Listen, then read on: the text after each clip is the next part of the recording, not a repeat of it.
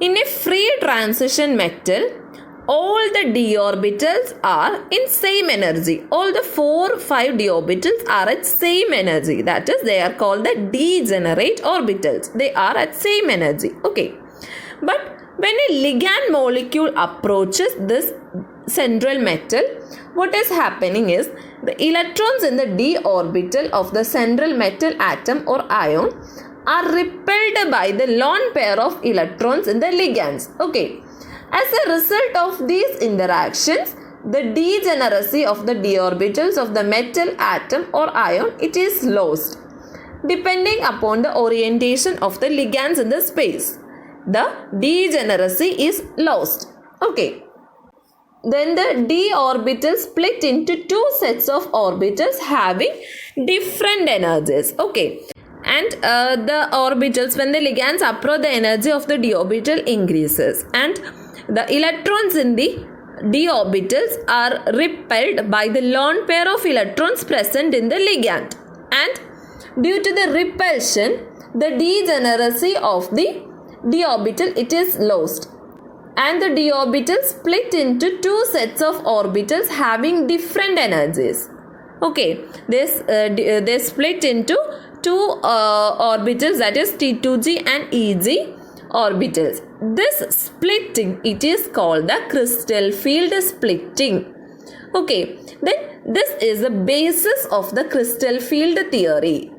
Okay, I will once again repeat it. In a free metal, all the d orbitals, they are in same energy. Okay, but when a ligand molecule approaches, what will happen? Their energy increases. How? Due to the presence of lone pair of electrons in the ligand and the presence of electrons in this d orbital, these two electrons will repel each other, and as a result, they will split or divide into two sets of orbital. This splitting of d orbital, it is called the crystal field splitting. Okay, then the extent of splitting depends on the number of ligands and their position around the central metal atom or ion. The splitting is different in different structures with different coordination number. Okay, so here we are seeing the splitting of an octahedral complex. Okay, in an octahedral complex, the central metal atom or ion, it is placed in the center of the octahedron. Okay, consider this is an octahedral complex. Okay, this is an octahedral complex, and the central metal, it is placed in the center of the octahedron, and it is surrounded by 6 ligands.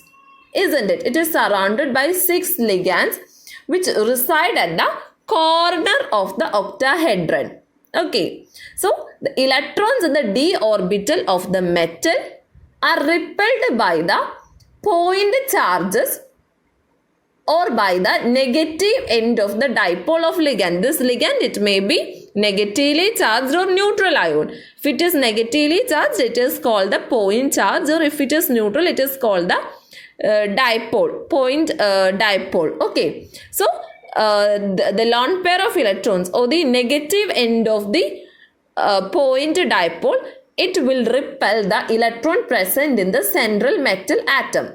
The repulsion increases the energy of all the 5 orbital. Okay, this repulsion results in the increase of the energy of all the 5 orbitals. Then if all the ligands approach the central metal cation are at an equal distance from each of the d orbitals, the energy of each of the 5 d orbitals increases by the same amount. Okay, since the lobes of the 2 ex orbitals lies in the path of approaching ligand. Okay, that is the Eg orbital.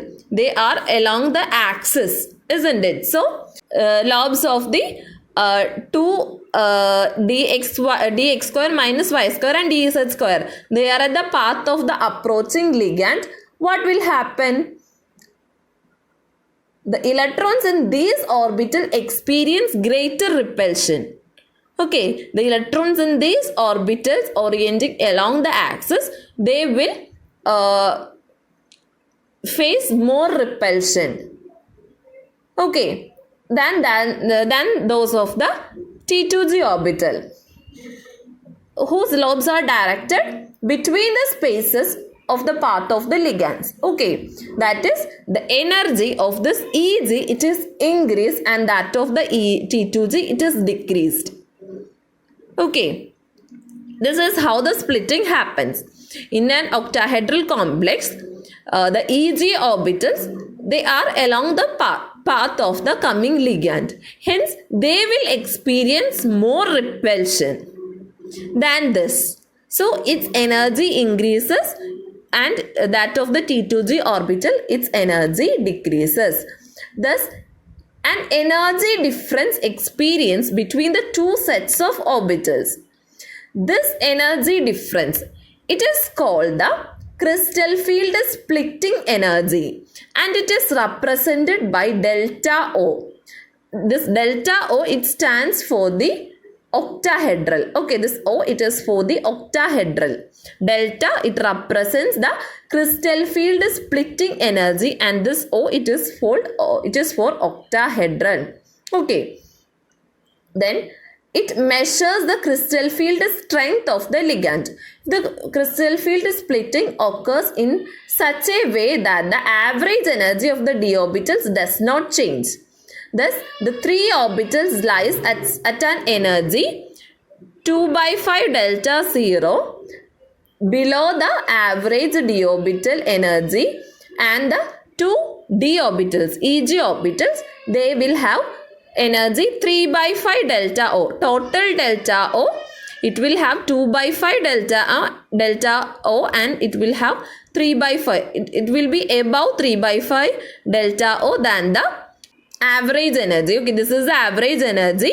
It will be above that, and this will be below that. 2/5 below, and this will be 3/5 above. Okay, total delta O. Then the energy gap between T2G and Eg set is also denoted by 10 dq. Okay, it is also denoted by 10 capital letter D, small letter q.